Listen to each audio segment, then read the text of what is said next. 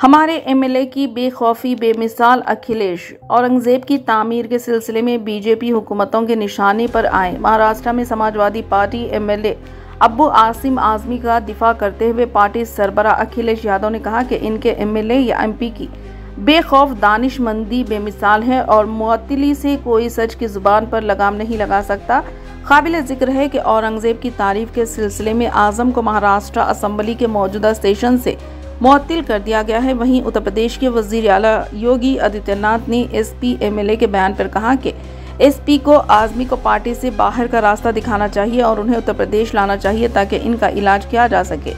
यादव ने चारशंबे को एक्स पर लिखा, मुअत्तिल का बिना अगर नजरिए से मुतासिर होने लगे तो इजहार ख्याल की आज़ादी और इन्हिसार में क्या फ़र्क रह जाएगा। हमारे एमएलए हों या एमपी, इनकी बेखौफ दानिशमंदी बेमिसाल है। कुछ लोग अगर सोचते हैं कि मुअत्तली से सबकी ज़ुबान पर कोई लगाम लगा सकता है तो फिर ये इनकी मनफी सोच का बचपना है। आज मुझे असेंबली से खबर मिली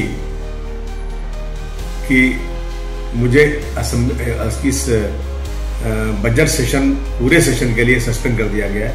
मेरी तबीयत खराब है, जुकाम मुझे हुआ, मैं असेंबली गया नहीं था। 2 दिनों से मेरे खिलाफ बहुत आंदोलन चल रहा है। मुझे तजुब है कि मैंने असेंबली के अंदर कोई ऐसी बात नहीं किया।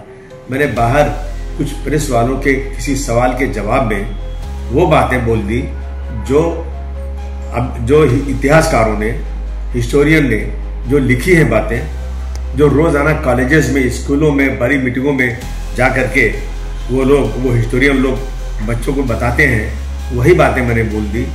तो इसके ऊपर इतना बड़ा गुनाह कि मुझे सस्पेंड किया गया। और मैंने असेंबली का सेशन चले, बजट सेशन है, कारपोरेशन इलेक्शन नहीं हुआ है, लोगों काम रुके हुए हैं, तो मैंने यहां तक भी कह दिया कि भाई मैंने जो कहा बोला है ना, अपनी बातों को वापस लेता हूं। इसलिए मैंने कोई गलत चीज बोला नहीं था, लेकिन फिर भी वापस लिया मैंने कि सेशन चलता रहे, ये सब प्रॉब्लम नहीं हो।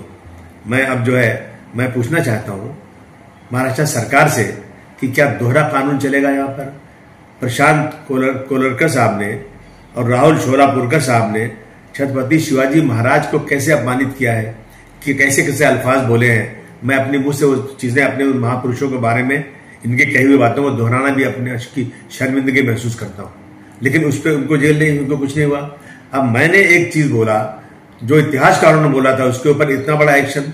देखिए, अबू आसिम का मतलब कि मेरे पीछे 5 लाख जनता है और इस जनता के कामों को लेकर असेंबली में मुझे बात करना, डेवलपमेंट की बात करना, फंड की बात करना, ये सब रह गया। आपकी बार आपने रोक दिया इसको।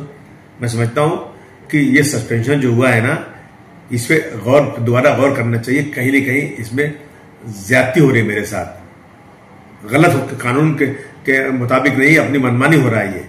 मैं जरूर वकीलों से बात करूंगा, कोर्ट में जाऊंगा, पहले अपने स्पीकर साहब के पास जाऊंगा कि आप न्याय कीजिए।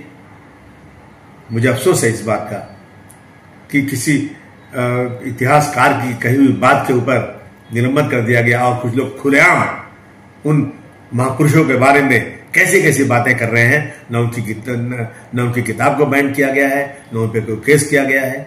क्या है ये?